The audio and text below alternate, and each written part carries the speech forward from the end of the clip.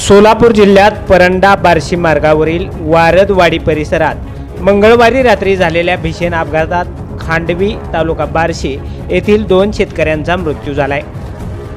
अज्ञात चारचाकी वाहनानं दुचाकीला पाठीमागून जोरदार धडक दिल्यानं ही दुर्दैवी घटना घडली।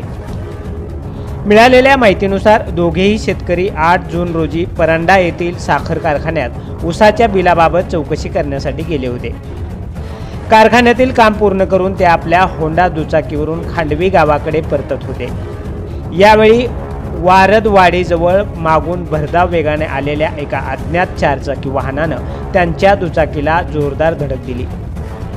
अपघातानंतर संबंधित वाहन चालक घटनास्थळावरून फरार झाला असून अपघाताची माहिती मिळताच पोलिसांनी घटनास्थळी धाव घेत पंचनामा केला असून फरार वाहनाचा शोध सुरू केला आहे।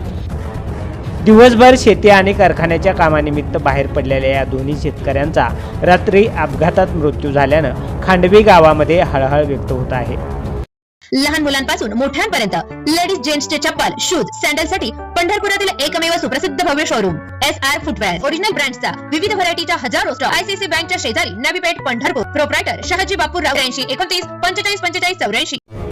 सर्जेराव कोंडेबा पाटील वय वर्षे 60 आणि बाबासाहेब भागवत गव्हाणे वय वर्षे 55 अशी मृत शेतकऱ्यांची नावे आहेत। ही धडक इतकी भीषण होती की सर्जेराव पाटील यांचा घटनास्थळी मृत्यू झाला, तर गंभीर जखमी झालेल्या बाबासाहेब गव्हाणे यांचा बार्शी येथील रुग्णालयात उपचारादरम्यान मृत्यू झालाय।